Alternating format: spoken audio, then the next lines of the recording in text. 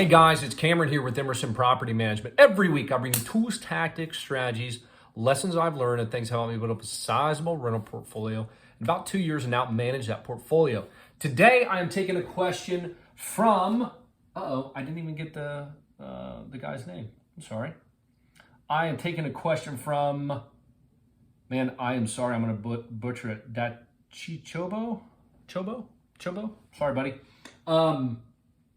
He had a question, and it's very good. I think all of you are gonna, this comes up a lot, or at least with investors that are growing their portfolio, and you think, hey, once I get 5 units, that's so many, and then you get to 5, and you're like, man, it's 10 or 20. That's so many units. What's the difference between 20 and 50 and 50 and 100? So his question, before I answered it on the YouTube channel, I thought I would read it to you guys and make a video because I think it's very important. So out of curiosity, how many rental properties do you have now? So just to answer that, so you guys know, up here or here, I'll put the link to it, but I did a video not too long ago, and it basically states how I grew my rental portfolio. It's a few weeks old, got 31 units at the time of this recording, so that'll show you each breakdown of each year on how I bought those and whatnot. I've always wondered, how come people who own 20 to 30 rentals don't just pile on and build a portfolio of 100 cash flowing rental properties? What are the limiting variables?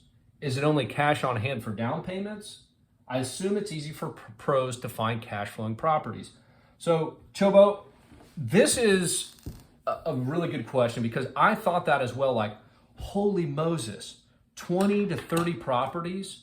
That's so many. That's so many properties. Once you get there though, you think, man, if I just had 5, I'd be financially free. Then you get to 5 and you think, okay, well, 10 would be good. 10 turns to 20, 20 turns into 30. But honestly, I have 31, but there's, people say that, like, why don't you double? Why don't you triple? Why don't you sell everything? There's all these sorts of options. But honestly, what I have found is really just 3 things that will hold people back from growing from 20 to 30 units to whatever the number may be. One of it is lack of desire. I mean, I don't really have a desire to grow my rental portfolio by any set number anymore. My desire is to build a successful property management company. So I've done the rental portfolio building. I went and put out bandit signs. I made cold calls. I did all that stuff. I'm not doing that anymore. I'm focusing on the property management side. So my portfolio growth has stalled. I was going, and now it's kind of tapered off and even come back down. Now, I have great assets that will allow me to buy a good rental property, but I just don't have the desire to go hit the boots on the ground anymore.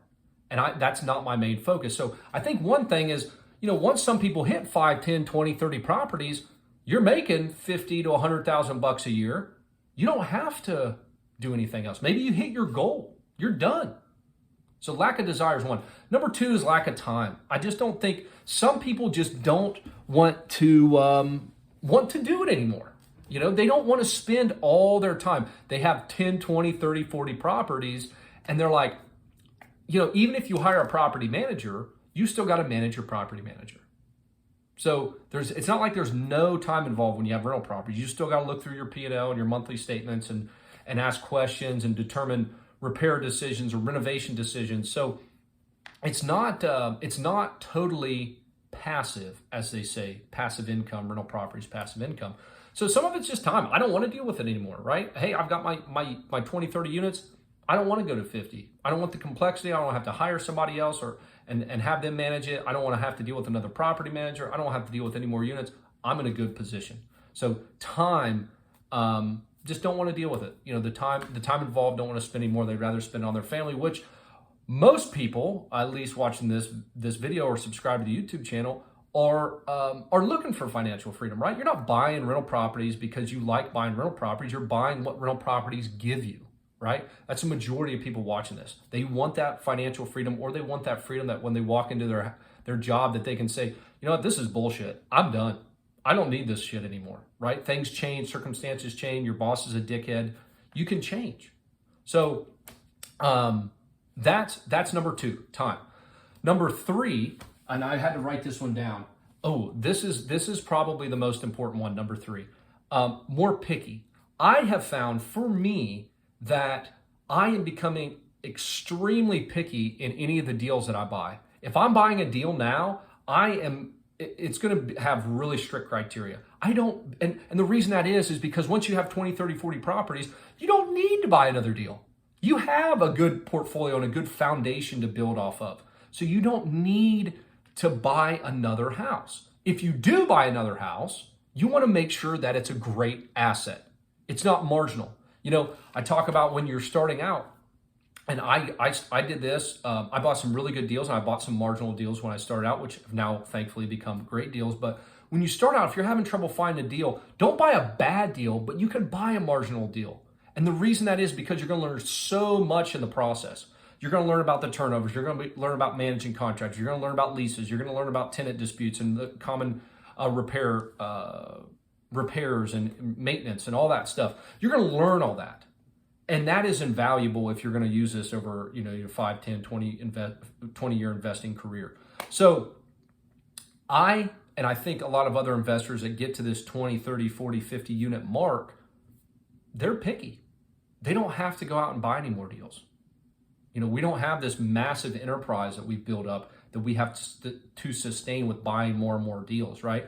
The massive companies in this country that are multi-state or massive in a city, they have overhead that they have to buy more deals. We don't do that. And that's why I think that 20, 30, 40 unit mark, if you want to add more, it takes a little bit more time because you're waiting for awesome deals.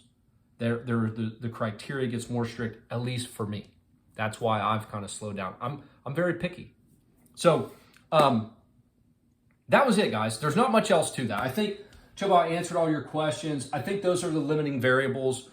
If there's anything else, any other limiting variable I would say is just the fact that, there's a lot, real estate investors are asset rich and cash poor, meaning that you might have $1 million in equity in your portfolio. You might only be able to access, half of that because of lending requirements and whatnot. So I would say cash does come up every now and then, but if you have a good solid portfolio and you bought at the right prices, and you're not trying to leverage till it tilt, you should be able to buy the portfolio.